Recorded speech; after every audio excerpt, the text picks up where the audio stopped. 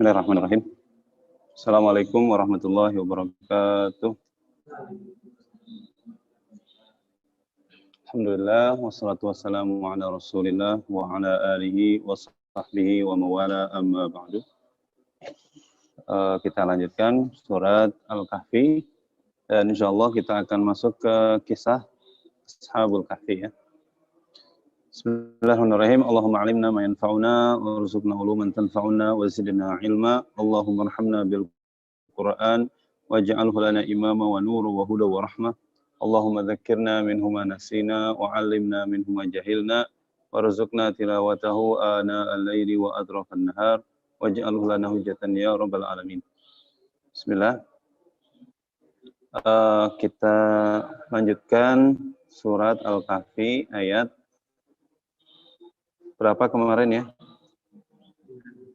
Ya, 9. Sekarang kita ke ayat, ya masuk ke ayat 9. Kita baca dulu ya. A'udzu billahi minasy syaithanir rajim. Silakan.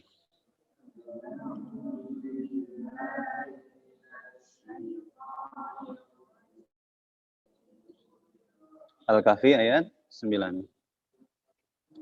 Am hasibta anna ashabal kahfi war-raqim kanu min ayatina ajaba.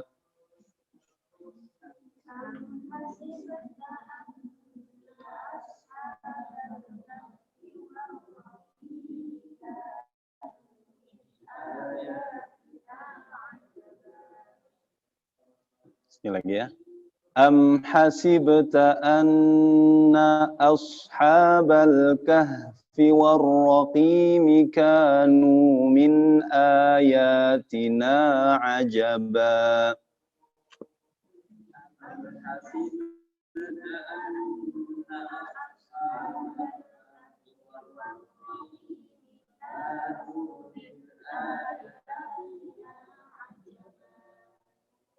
إذ أوى الفتية إلى الكهف فقالوا ربنا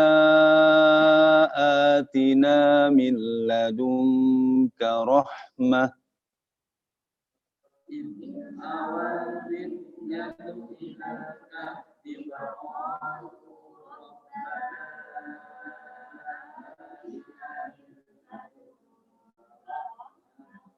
ربنا آتنا من لدنك رحمة وهيئ لنا من أمرنا رشدا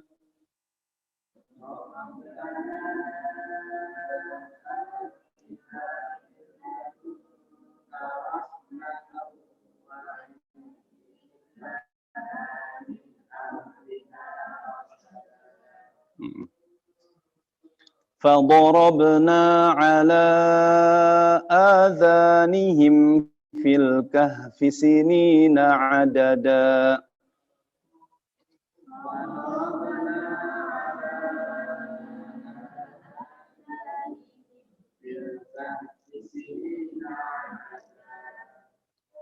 ثم بعثناهم لنعلم أي الحزبين أحصى لما لبثوا أمدا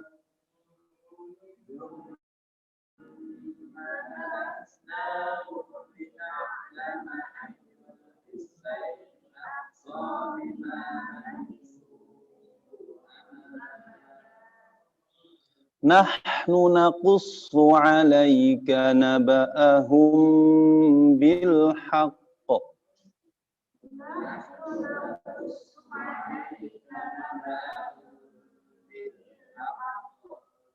نحن نقص عليك نبأهم بالحق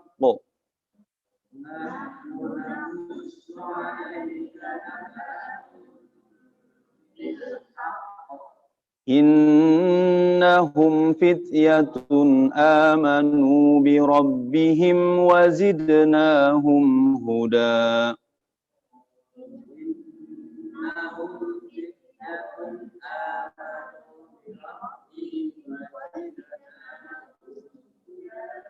وربطنا على قلوبهم إذ قاموا فقالوا ربنا رب السماوات والأرض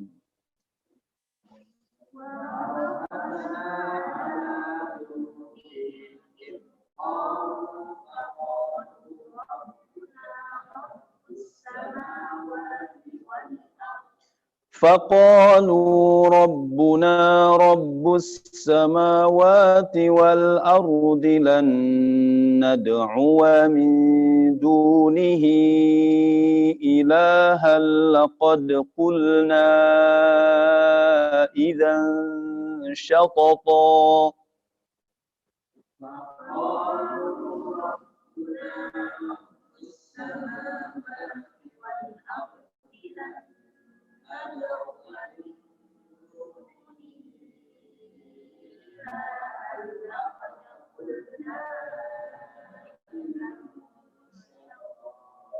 Ya, ayat 15 ya.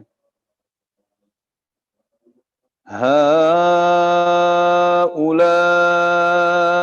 qaumun attakhadhu min dunihi alihah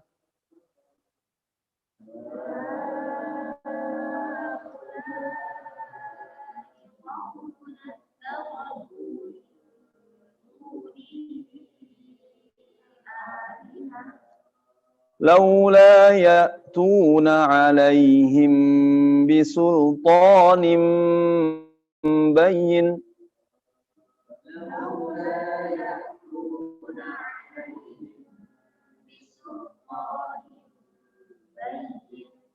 فمن أظلم ممن افترى على الله كذبا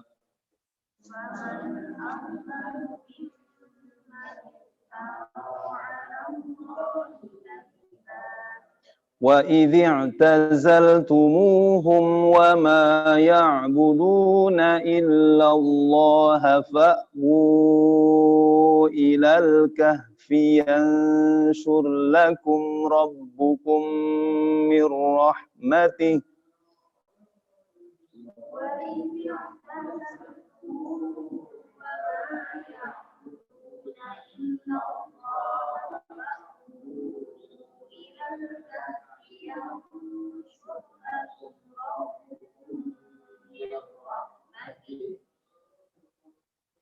ينشر لكم ربكم من رحمته ويهيئ لكم من أمركم مرفقا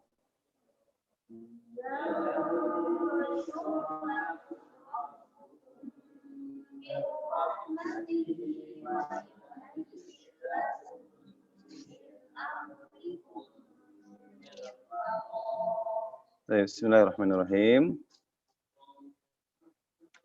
Pada pertemuan sebelumnya kita membahas tentang pembukaan atau muqaddimah sebagai pengenalan surat Al-Kahfi.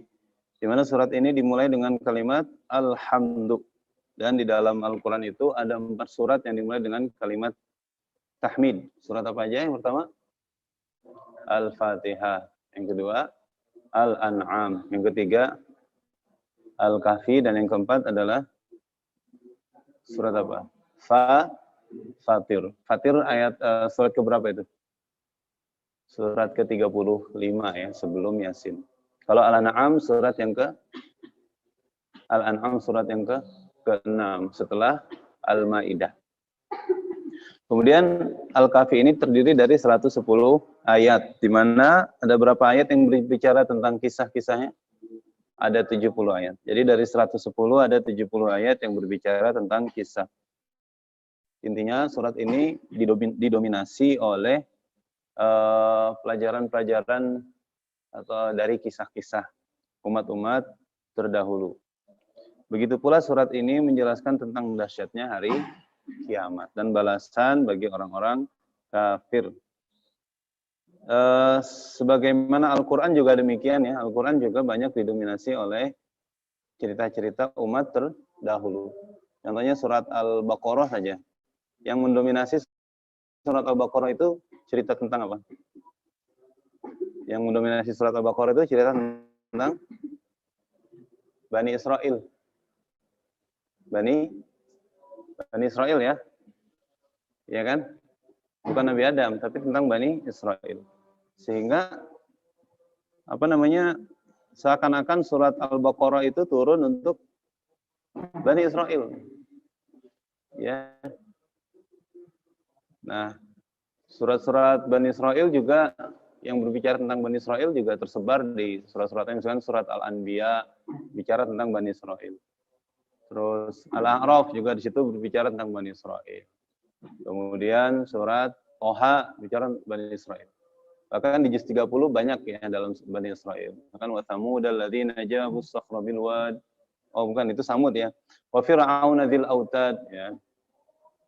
Kemudian dalam surat apa lagi ya? Juz 30 itu. Ya dalam surat An-Nazi'at kan. Idhab ila fir'auna innahu taw. Tentang Musa dan Bani Israel gitu. Baik, kita akan masuki lagi surat Al-Kahfi ini di mana di awal-awal surat ini Allah menjelaskan tentang fungsi turunnya Al-Qur'an, yaitu ada dua. Yang pertama adalah inzar, apa inzar? Fungsi turunnya Al-Qur'an. Pertama adalah inzar. Apa inzar? Memberikan peringatan. Bagi siapa? Bagi orang-orang kafir. Yang kedua adalah busyra. Apa itu busyra? Kabar gembira. Maka dalam ayat kedua ya, liyunzira ba'san syadidan min ladun wa yubashshiral mu'minin. Untuk memberikan peringatan peringatan tentang azab yang dahsyat dan juga kabar gembira bagi orang-orang yang beriman. Selanjutnya Allah juga menjelaskan tentang peringatan yang sangat keras bagi siapa?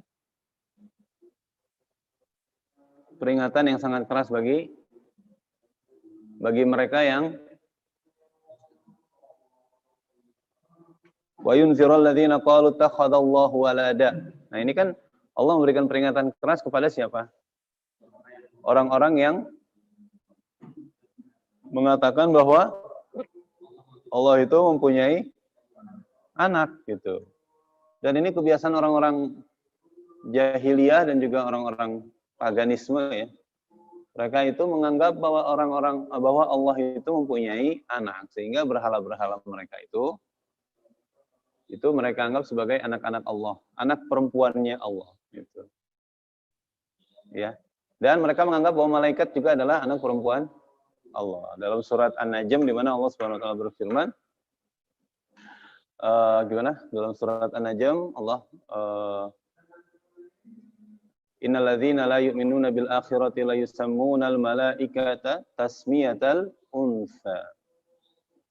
Ya, orang-orang yang tidak beriman tadi dengan Allah dan hari akhir menjadikan malaikat itu sebagai unsa, itu anak perempuannya Allah. Begitu pula nama-nama berhala mereka juga sebenarnya nama-nama perempuan ya, bahkan Lata wal Uzza, Lata itu juga nama perempuan, Uzza juga nama perempuan. Nah ini Allah ngasih peringatan keras bagi orang-orang yang menuduh Allah itu mempunyai anak. Termasuk selain orang-orang pagan dan juga orang-orang kafir Quraisy ya. Juga orang-orang Nasrani yang mengatakan Allah itu mempunyai anak. Ya. Parah nggak? Sangat parah. Kita mengingkari Al-Quran saja, itu sudah kafir ya. Mengingkari kebenaran Al-Quran saja sudah kafir. Nah ini bukan hanya mengingkari, tapi menuduh gitu. Menuduh bahwa Allah itu mempunyai anak. Tujuannya apa? Mereka menuduh Allah mempunyai anak. Tujuannya untuk menyamakan Allah dengan manusia. Kalau Allah disamakan dengan manusia, maka Allah hilang apanya? Hilang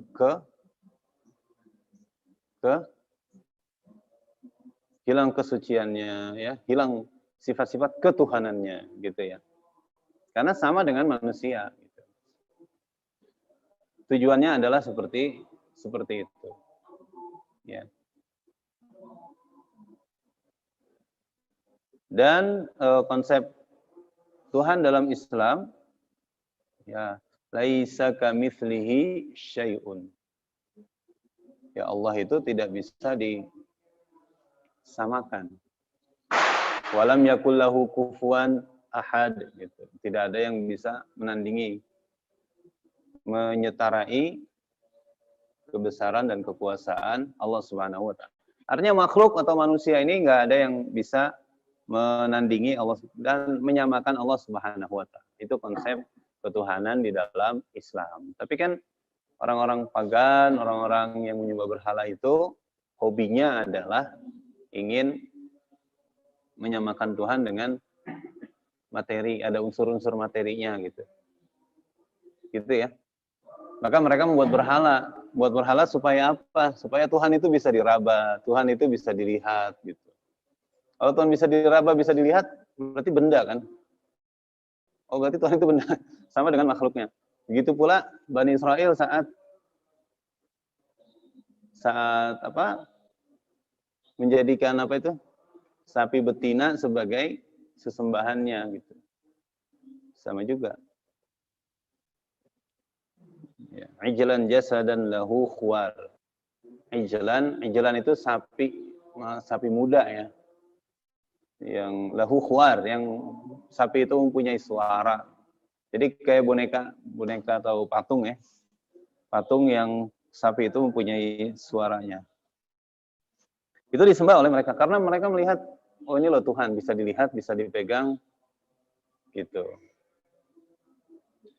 Nah, itu hobi-hobinya seperti itu, ingin menyamakan Tuhan dengan makhluk, dengan benda, bisa dilihat dan bisa dipegang. Ini adalah tuduhan ya. Jadi lebih parah lagi. Kalau ada orang yang mengatakan, saya nggak percaya dengan Al-Quran misalkan, itu aja udah kafir. Apalagi menuduh Allah Subhanahu wa taala yang bukan-bukan, dengan tuduhan yang bukan-bukan. Ini lebih mengajak atau menentang. Ya. Menentang. Selanjutnya pada ayat kelima, wa ma lahum bihi min ilm. Ma lahum bihi min ilmin wala li abaihim. Nah, orang-orang yang tadi itu ya menyembah berhala, kemudian menuduh Allah mempunyai anak, ini semuanya tidak berdasarkan ilmu, tidak ada petunjuk, tidak ada dalil. Bahkan dari diri mereka ataupun dari nenek moyang mereka. Gitu ya. Akidahnya rapuh, keyakinannya rapuh. Kenapa rapuh? Karena tidak mempunyai apa? Petunjuk yang kuat, petunjuk yang kokoh. Jadi kalau misalkan ditanya buktikan gitu ya, buktikan mana dalilnya, mana petunjuknya, mereka nggak akan bisa menjawab itu, tuduhan-tuduhan tersebut. Kemudian pada ayat ke-6, fala'allaka bakhi'un nafsaka 'ala atharihim illam yu'minu bihadzal hadithi asafa. Ya, barangkali engkau Muhammad akan mencelakakan dirimu karena bersedih hati setelah mereka berpaling. Sekiranya mereka tidak beriman kepada keterangan Allah. Ya, Nabi Muhammad ini hampir-hampir gitu ya. Dengan keingkaran mereka itu, hampir-hampir ini, Nabi Muhammad juga saking sedihnya, ya bisa mencelakakan atau membuat dirinya celaka. Dengan kekafiran dan ketidakberimanan mereka terhadap Al-Quran. Karena apa? Saking jengkelnya. Saking keras kepalanya objek dakwah yang dihadapi oleh Rasulullah SAW. Setelah itu Allah menjelaskan tentang hakikat kehidupan dunia ya, yang mana hanya sebagai ujian. Jadi manusia selama kita hidup ini adalah episode ujian. Namanya ujian itu hasilnya belum kelihatan. Kelihatannya kapan? Nanti setelah udah nggak hidup lagi, udah mati baru kelihatan hasilnya. Kalau sekarang masih hidup ini belum kelihatan siapa orang sukses ataupun orang yang gagal, belum kelihatan. Kalau kesuksesan materi itu kesuksesan yang semu ya, sementara gitu. Betul nggak? Kesuksesan materi itu kesuksesan sementara, sebentar, semu, tidak abadi. Tapi yang sukses yang hakiki adalah faman zuhziha 'anil nar wa udkhilal jannata faqad faz. Mereka orang-orang yang selamat dari goncangan api neraka dan dimasukkan Allah ke dalam surga, maka mereka lah orang-orang yang selamat, yang sukses. Gitu. Nah, dunia ini dijadikan perhiasan. Jadi artinya gimana? Kalau kita hidup di dunia ini, kemudian mungkin ukurannya adalah sukses duniawi, tapi nggak bisa mengantarkan kesuksesan duniawi tersebut kepada kesuksesan ukhrawi, berarti itu namanya gagal. Ya nggak? Atau boleh jadi duniawinya nggak sukses, tapi ukhrawinya sukses. Nah, ini baru dibilang orang sukses gitu. Ya. Artinya gini, Allah memberikan nasib kepada seseorang itu kesulitan. Tapi kesulitan yang Allah berikan, nasib yang Allah berikan kepada seseorang, kemiskinan, rasa sakit gitu ya, bencana alam, peperangan, gitu. Serba kesulitan hidup tersebut yang Allah takdirkan, justru membuatnya atau mengantarkannya kepada kesuksesan akhirat. Ini namanya sukses. Ya kan? Tapi ada juga Allah ngasih tadi ya, zina, yaitu perhiasan. Allah kasih perhiasan. Perhiasan maksudnya Allah kasihlah dunia itu. Istidraj ya. Istidraj itu Allah ulur-ulur, Allah kasih dunia, Allah kasih fasilitas yang enak buat mereka. Tapi di istidraj oleh Allah, apa istidraj? Kalau kita main layang-layang itu, istidraj itu diapain? Diulur. Kalau main layangan ya diulur, istidraj itu diulur. Ulur mengikuti apa? Angin bahasa Arabnya apa? Hawa. Hawa kan? Maka namanya hawa nafsu. Nah, angin itu mengikuti apa namanya arah yang nggak jelas. Ya hawa nafsu itu pengennya kemari, pengen kemari. Itu angin ngikut apa? Layangan ngikutin angin itu. Diulurkan ya. Diulur semakin jauh dia ngikuti hawa tadi, hawa nafsu tadi. Itu namanya istidraj. Nah, orang yang diistidraj oleh Allah, dia dikasih segala macam tuh. Tapi Allah kasih segala kenikmatan hidup, bukan dia semakin beriman, justru semakin jauh. Semakin kafir, semakin mengikuti hawa nafsunya. Setelah itu benangnya putus. Terus habis gitu ya. Atau dia lagi enak-enaknya gitu. Atau benangnya habis. Ya udah, berarti itu namanya Allah ambil, Allah cabut kenikmatan tersebut dengan cara tiba-tiba. Atau hawanya tadi, anginnya itu terlalu kencang. Sehingga benangnya putus. Benangnya putus. Ya kan? Karena anginnya terlalu kuat. Itu juga Allah mencabut nikmat tersebut dengan tiba-tiba. Dan dia waktu itu nggak sadar. Kayaknya hidup nikmat, betul ya.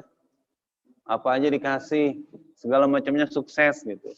Tapi dia nggak kenal Allah, makin jauh dari Allah. Maka justru dia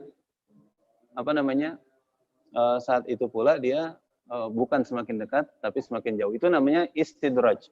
Tapi ada juga orang yang misalkan dikasih rezeki oleh Allah, kemudian rezeki itu dia untuk syiar-syiar Islam.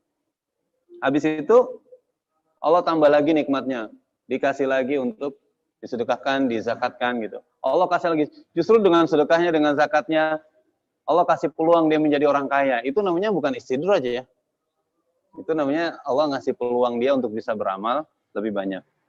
Setelah itu, barulah kita masuk kepada kisah Ashabul Kahfi. Ya, sebentar ya. Sama kakak. Tuh, sama kakak-kakak. Surat Ashabul Kahfi ini dimulai dari ayat ke-9. Am hasibta anna ashabal kahfi war-raqimi kanu min ayatina ajaba. Apakah engkau mengira sesungguhnya ashabul kahfi dan raqimnya, raqim di sini diartikan apa? Anjing ya. Kanu min ayatina ajaba. Termasuk tanda-tanda kebesaran kami yang menakjubkan. Nah, barulah kita masuk kepada episode cerita Ashabul Kahfi ini. Ayat 10. Idh awal fityatu ilal kahfi faqalu Rabbana atina min ladunka rahmah wa hayyi' lana min amrina rasyada. Ketika pemuda-pemuda itu berlindung ke dalam gua, lalu mereka berdoa, Ya Tuhan kami, berikanlah rahmat kepada kami dari sisimu, dan sempurnakanlah petunjuk yang lurus bagi kami dalam urusan kami. Ashabul Kahfi ini mereka yang dikejar-kejar karena menyelamatkan iman. Iz awal fityatu.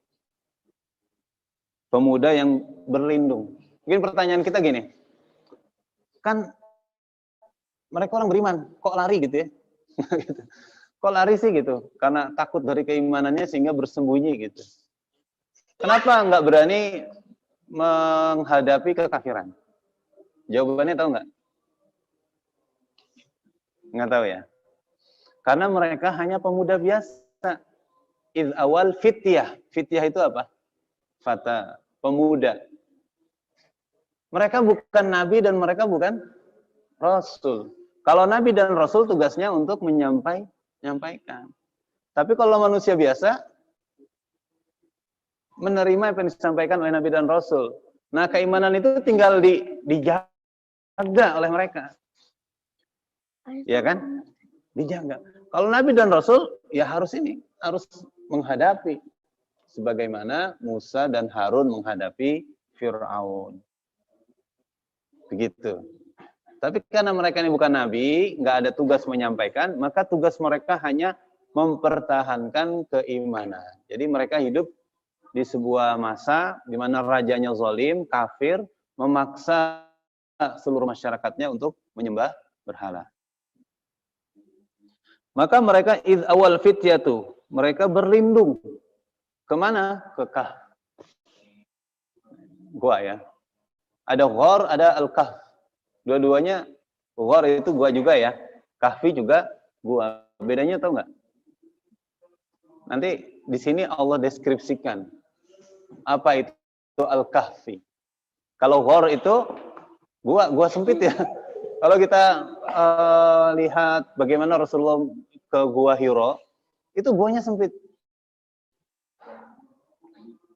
Jadi ghar itu tempat yang sempit. Gua tapi sempit. Ya kan? Tapi kalau al-kahfi, nanti Allah deskripsikan di sini, fataros syamsa idza tala'at tazawaru an kahfihim dzatal yamin wa idza gharabat taqriduhum dzatal shimal. Itu goanya kelihatan besar sehingga cahaya matahari masuk gitu. Mereka bisa tidur di situ dan mereka bisa menggerakkan badannya ke kanan dan ke kiri. Itu nanti kita bahas. Nah, cuma Kita lihat di sini yang menarik di sini ada kalimat faqalu. Di gua tersebut mereka berdoa kepada Allah. Apa doanya? Rabbana atina min ladunka rahmah. Minta apa mereka? Rahmat, itu dia. Minta kasih sayang. Ternyata rahmat dari Allah itu sangat penting. Kita minta rahmat, Allah turunkan ke dalam hati kita, itu sangat penting. Kenapa? Meskipun mereka hidup di dalam gua, katakanlah gua itu apa adanya bentuknya, kotor, gelap, sempit, ya. Tapi karena sudah Allah kasih rahmat, ya kan? Itu gua yang kotor, yang gelap, yang sempit itu dengan rahmat tadi hilang. Yang ada adalah perasaan. Kalau dikasih rahmat, perasaannya apa sih? Senang, lega, gembira, bahagia. Meskipun tinggal dalam suasana yang mencekam. Karena mereka kan selain tinggal di gua, mereka juga sedang diincar, dipantau, dibidik gitu ya. Dicari mereka itu. Tapi Allah, mereka yang doa yang dipinta adalah rahmat. Maka saat kita mempunyai masalah, saat kita mempunyai kesulitan, yang kita minta adalah Rabbana bukan. Ya ini doa ini bisa menjadi doa. Apa? Rabbana atina min ladunka rahmah. Gitu. Minta rahmat dulu. Coba kalau kita menyelesaikan masalah dalam kondisi hati yang panas, emosi, kira-kira akan ketemu solusi itu dah? Tidak. Yang penting ketenangan dulu, minta rahmat dulu dari Allah. Wa hayyi lana min amrina rasyada. Ya, selain dia minta rahmat dari Allah, wa hayyi lana, dan sempurnakan bagi kami min amrina rasyada, yaitu petunjuk. Nah, ini penting. Setelah minta ketenangan, kemudian minta petunjuk, minta solusinya kepada Allah. Ya kan? Selanjutnya ayat 11. Fadarabna 'ala adhanihim fil kahfi sinina 'adada. Nah, setelah mereka berdoa kepada Allah, fadarabna 'ala adhanihim. Allah tutup telinga mereka. Fil kahfi sinina 'adada. Di dalam gua selama beberapa tahun. Ya, ada berapa tahun? Ada yang mengatakan kalau dalam Al-Qur'an di situ 300 tahun 309 tahun ya. Ya. Salasami'atin wazdadu tis'a. 300 tahun tambah 9 tahun. Jadi 309 tahun. Ini unik ya. Nanti mudah-mudahan nanti kita bisa bahas ini, ayat ini. Di mana Allah menjelaskannya 300 tahun ditambah 9 tahun. Kenapa Allah nggak bilang langsung 309 tahun? Sebagaimana dakwah Nabi Nuh itu kan, kita tahu ya, 950 tahun. Kenapa Allah nggak menyebutkannya tis'umi'atin wa khamsina aman. 950 tahun. Tapi Allah menyebutkannya alfasanatin illa khamsina aman. 1000 tahun kurang 50. Gitu. Ini unik. Ada rahasianya. Rahasianya apa? 50 tahun sebelum menjadi nabi, 950 tahun itu menjadi nabi. Nah, untuk Al-Kahfi ini 300 tahun itu tahun apa namanya? Tahun miladi. 309 tahun itu tahun Hijri, tahun Islamnya gitu. Coba nanti kita telaah lagi ya kalau udah ketemu ayat ini. Kemudian summa ba'atsnahum lina'lama ayyul hizbaini ahsa lima labithu amada. Kemudian kami membangunkan mereka agar kami mengetahui manakah di antara kedua golongan itu, ya, yang telah tepat menghitung lima labithu amada. Berapa lama mereka tinggal di dalam gua. Jadi ini gambaran secara umum. Mereka lari, berlindung di gua, kemudian Allah tutup telinga mereka, mereka tidur di situ selama beberapa tahun dan mereka dibangunkan. Ini gambaran secara umum. Gitu ya. Selanjutnya kita lihat ayat 13. Nahnu naqussu 'alaika naba'ahum bil haqq. Ini Nabi sedang diceritain oleh Allah. Nahnu naqussu 'alaika.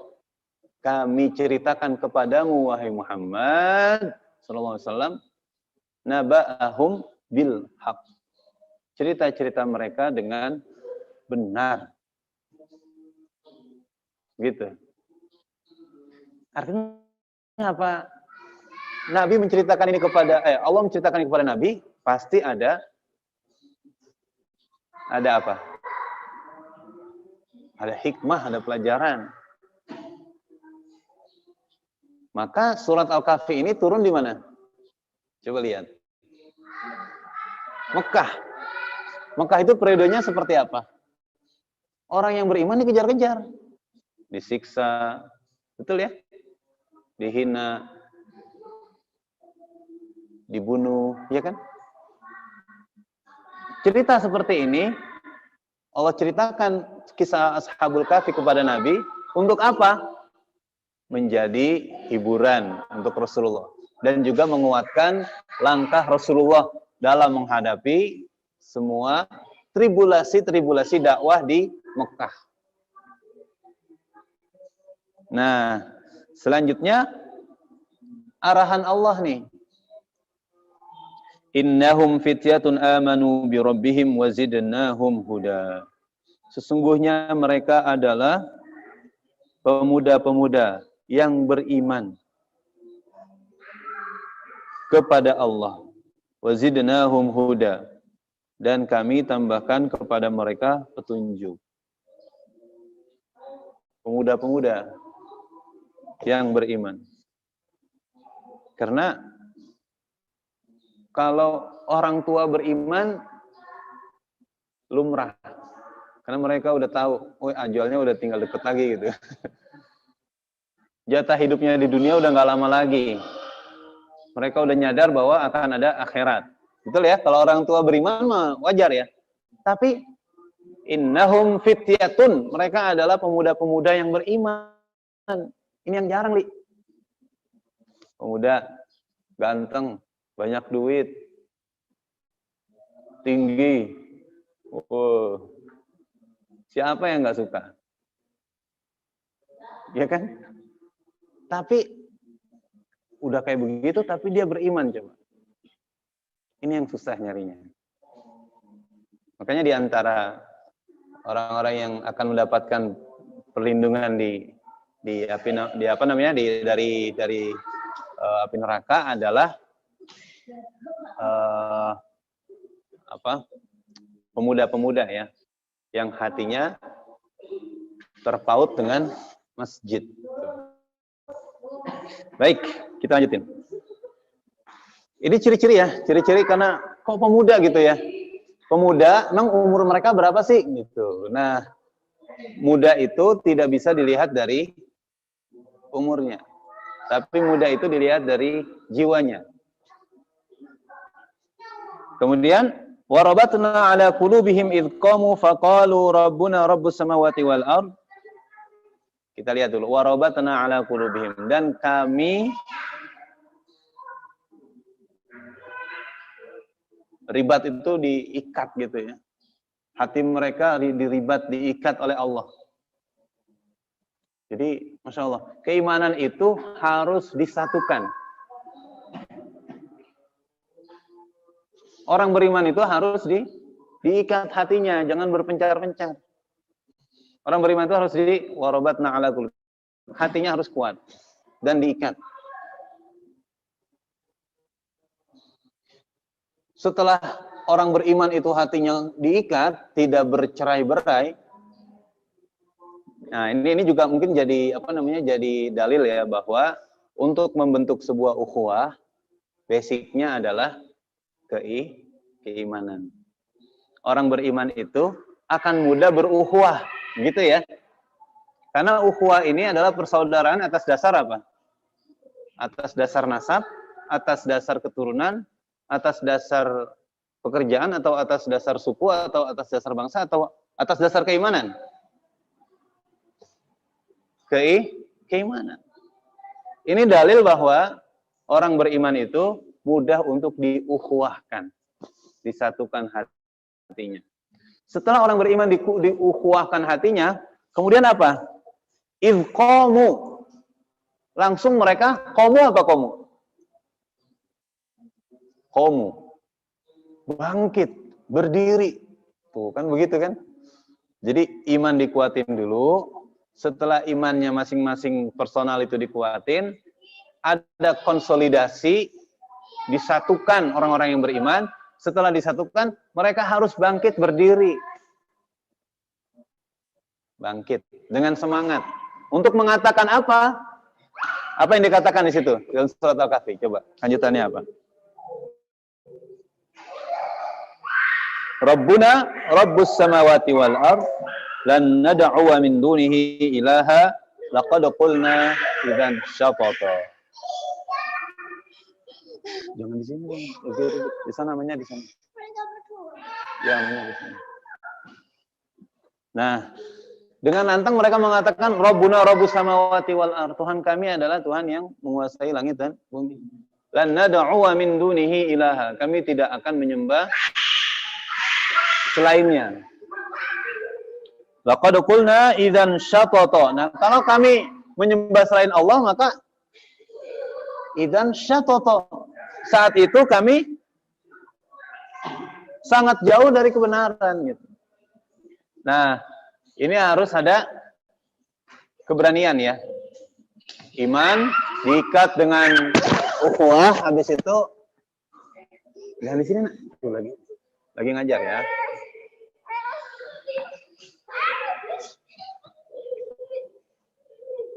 Masih tahu. Sana.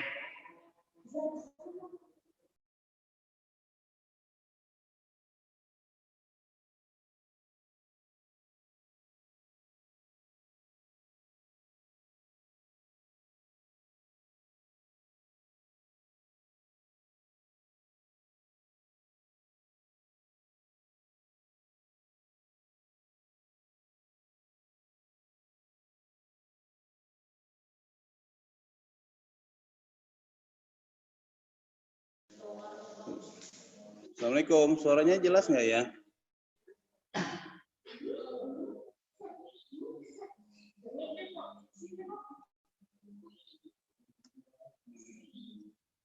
Assalamualaikum. Waalaikumsalam. Suaranya jelas ya Bu ya? Ustaz. Ada putus-putus dikit ya? Tidak, Ustaz. Ya? Tidak, Tat. Jelas Bu?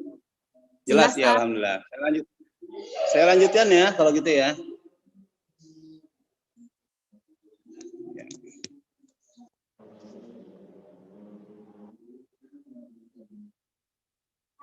Bismillahirrahmanirrahim. Insya Allah kita sampai 6.15 ya.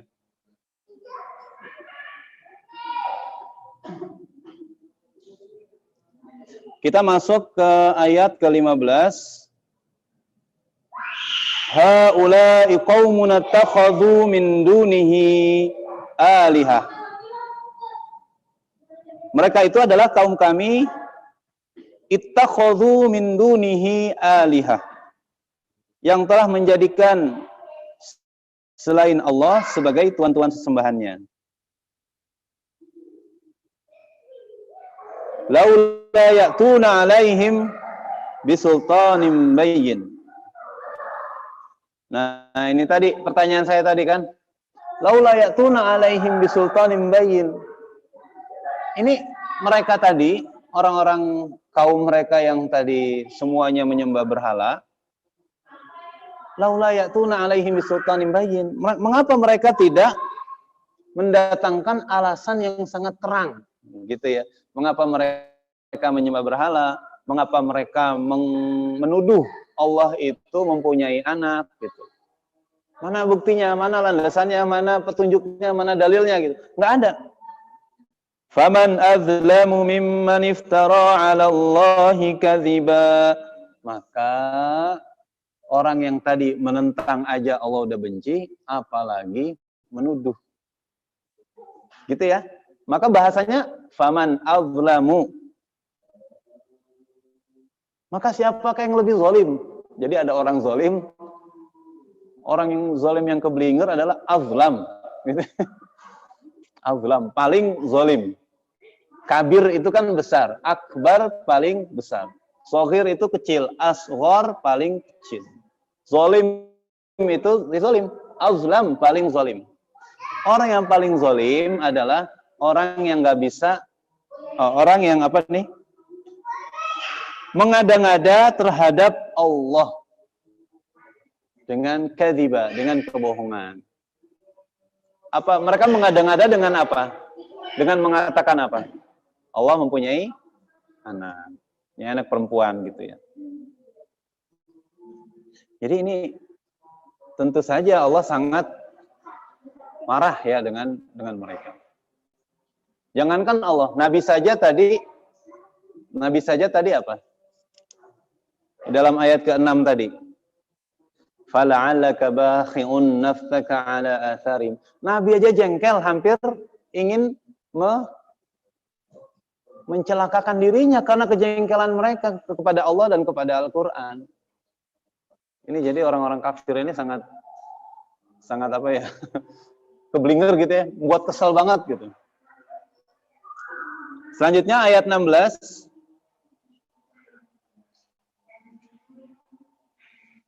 Wa idh i'tazaltumuhum wa ma ya'buduna illa Allah fa'u ilal kahfi yanshur lakum rabbukum min rahmatih wa yuhayyi lakum min amrikum mirfaqa. Dan apabila kamu meninggalkan mereka, wa ma ya'buduna illallah, dan apa yang mereka sembah selain Allah. Ini mengulangkan lagi ya. Berarti kalau tadi cerita secara global, tadi itu ya, istilahnya itu cerita globalnya tadi itu, dari ayat 9 sampai ke ayat 12. Itu cerita secara umumnya ya. Mereka dikejar, masuk ke dalam gua, dan tidur di situ. Itu cara umumnya. Baru Allah mau memperinci nih. Mau memperinci. Ketika kamu meninggalkan kaummu, yang mana mereka menyembah Tuhan selain Allah. Fa'wu ilal kahfi. Maka carilah tempat perlindungan ke dalam gua itu. Yansur lakum rabbukum mir rahmatihi. Niscaya Allah akan melimpahkan kepadamu mir rahmatihi, sebagian rahmatnya. Wa yuhayyi lakum, dan menyediakan kepada kalian min amrikum mirfaqa, yaitu dalam urusanmu sesuatu yang berguna. Ini kan perintah dari Allah untuk mencari perlindungan di Al-Kahfi tersebut. Kemudian Allah akan memberikan rahmat dan petunjuk bagi mereka dan menyediakan untuk urusan-urusan bagi mereka, kebutuhan-kebutuhan mereka. Artinya ketika kita mentaati perintah Allah, ini kan maunya Allah, fa'wu ilal kahfi, carilah perlindungan. Ini kan perintah Allah ya. Bersana berlindung ke gua. Pikir kita kalau kita berlindung ke gua nanti gimana makannya? Gimana nanti dengan binatang buasnya? Betul ya? Tapi kalau karena dia sudah mengikuti perintah Allah, mengikuti kemauan Allah, ya sudah. Tawakal, Allah pasti Allah pasti akan menjaga dan mencukupkan kebutuhannya. Seperti itu. Masih ada 5 menit. Silakan jika ada yang mau bertanya di antara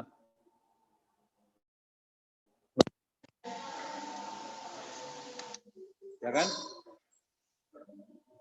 Masih ada 5 menit. Jika Bapak Ibu ada yang mau bertanya, silakan.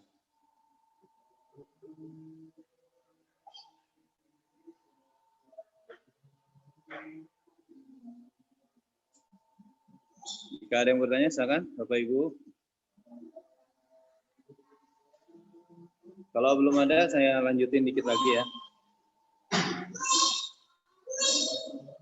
Bahwa surat Al-Kahfi ini ingin mengajarkan tentang bagaimana penguatan iman kita.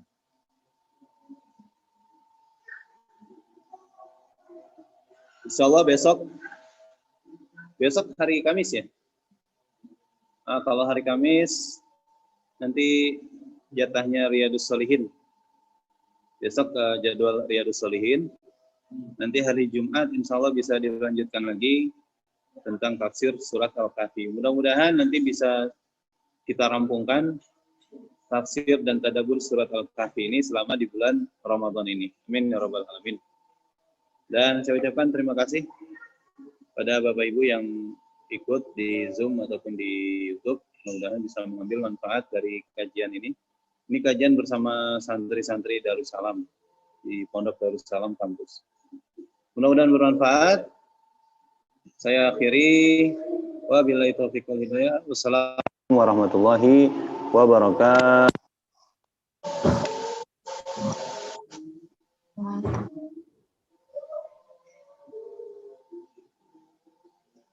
Silakan Bapak Ibu bisa dilanjutkan puasanya dan tilawahnya.